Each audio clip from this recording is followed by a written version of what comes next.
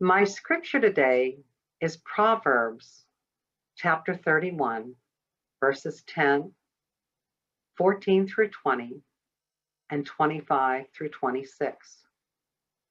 Who can find a diligent woman? For her price is far above rubies. She considers a field and buys it, and with the fruit of her hands she plants a vineyard. She girds her loins with strength and strengthens her arms. She perceives that her merchandise is good. Her lamp does not go out all night. She stretches out her arms diligently and puts her hands to the spindle. She stretches out her hands to the poor. Yea, she stretches forth her arms to the needy. Strength and honor are her clothing, and she shall rejoice in time to come. She opens her mouth with wisdom, and upon her tongue is the law of kindness. And that ends the reading of our scripture, Proverbs chapter 31, verses 10, 14 through 20, and 25 to 26. And again, to each of you, I say, Happy Mother's Day. I want to thank each of you for all of your contributions. And I'd like to thank my mother for all that she has done to shape me into who I am today. It is an honor and it's my privilege to have this opportunity to acknowledge the contributions made by all mothers, including those who were like a mother to us and those who are mothers of humanity. A mother is God in action. God works through her in many ways, some of them seen, but many unseen.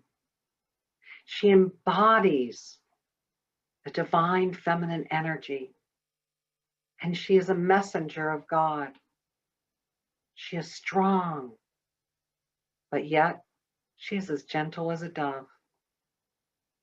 It is challenging to find the words to describe what she means to us. Her love is as vast as the sky. It is far beyond measure, and it has no limits. Even after leaving the physical world, she continues to love us. Her price is far, far above rubies. She is far more precious than the finest gem. She considers a field and buys it. With the fruit of her hands, she plants a vineyard. A mother has the vision. She can take an empty field and with her hard work and dedication, transform it into a field of plentiness, just as she has transformed us into who we are today. A mother will do whatever is necessary to provide for her family. She works tirelessly to plant the garden to feed us. The garden of physical food for our physical sustenance, and the garden of spiritual food to feed our soul. We are her empty field.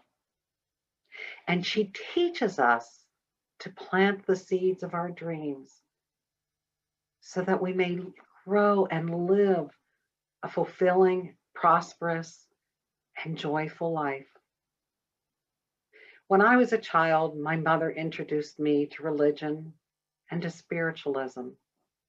I was raised Catholic, but she planted the seed that one day I would be mature enough to find my own spiritual path. She told me, and when she was serious, she always called me Miss Pamela. She said, Miss Pamela, when you become an adult, you can choose your own path. You see, she provided the foundation for my spiritual growth, but she allowed me to make my own choice when I was mature enough to do so. She girds her loins with strength and strengthens her arms. A mother's strength is truly amazing. She will do whatever she has to do to provide for, teach, and protect her children. Her strength will raise us up so that we may climb the highest mountain. There is one path that you don't want to cross, and that is the path of a mother when she perceives her children are threatened. It is innate in humans just as it is innate in animals. I don't know if you remember, but when you went out into the woods, your mother told you, if you come across a mama and her cubs or her babies, you better stay away because she will attack. She will attack if she thinks you're going to harm her babies. Because when you harm her babies, you're actually harming her. And she will protect them. She will protect them with all her might. Her lamp does not go out at night. A mother's job is 24 hours a day, 7 days a week, 365 days a year. She shines the light on our path to help us unveil who we are and what our purpose is in life. And she is the beacon of light in the storm when we get lost, helping us find our way back home and guiding us to higher grounds. Her lamp never goes out, and the light of God within her shines so brightly. She stretches out her hands to the poor. Yea, she stretches forth her arms to the needy. A mother embodies the divine feminine energy. Each of us, whether we are male or whether we are female, embody this divine feminine nurturing energy. She nurtures her family and she nurtures humanity. Her motherly intuition knows when others are in need, and she will bring them into her fold and provide whatever they need. I remember that when we were growing up, my mother always said, there's room for one more at the table. Strength and honor are her clothing, and she shall rejoice in time to come. Our victories are her victories. When we succeed, she succeeds. We are strong when we are on her shoulders, and she raises us up to be more than we can be. When we climb to the top of the mountain, she beams with pride. It brings her great joy to celebrate her children's accomplishments. She opens her mouth with wisdom, and upon her tongue is the law of kindness. A mother prepares us to go out into the world. She is our teacher. She teaches us and guides us to find who we are. And when we insist on doing it our way, she gives us the freedom to have our own experiences. And when it doesn't work out and we come back to her crying, she doesn't say, "I told you so," and make us feel worse. No. Instead, she asks us, "What did you learn from the situation?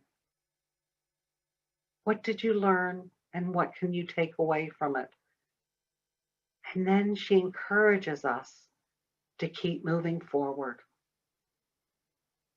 A mother doesn't fly for us. A mother teaches us to fly for ourselves. I remember when I was growing up, my mother gave me the freedom to grow and learn from my own mistakes. There were times when I was lost and couldn't find my way. And I would call her crying, and she just had this way of making me feel that I could get through whatever I was going through. Her strength and her wisdom lifted me up. Her strength and wisdom helped me weather the storms. Our mothers, or those who were like a mother to us, have given us so much. How can we possibly express the depths of our gratitude? As I pondered the question during the week, as I was preparing my sermon, what kept coming back to me was to give as she has given to us, to be God in action as she was to us, to pay it forward. We are the next generation of caretakers. When we melt into the love that she has shown and taught us, as we did today in our meditation, let us take this love and share it with others, opening our hearts to share love and healing with those around us, with our communities, and with the world. She would be so proud to know the seed of love she planted in us has blossomed, and that we are helping others blossom in the same way. As she has inspired us, let us inspire others, helping them through the storms of life and raising them up, being a shoulder to cry on and lean on, being a beacon of light for them and guiding them with wisdom to help them find their way, lifting them up to be more than they can be. As she has fed the needy, let us feed others. Feeding them physically and spiritually. With the COVID-19 virus, the need in our country is even greater now than ever. There are many in this country who are food insecure, and the demand at our food banks is at an all-time high. We can donate monetarily, or we can give of our time to volunteer. And we can also feed people spiritually, teaching them and encouraging them to plant the seeds of their garden, helping them realize that beautiful light that is within them. The circle of light and love continues to grow. It all began from the tiny seed that was planted in her and then planted in us. A mother is God in action. To show her our appreciation, let us, each and every one of us, be God in action. Blessings to you as you enjoy your Mother's Day. Namaste.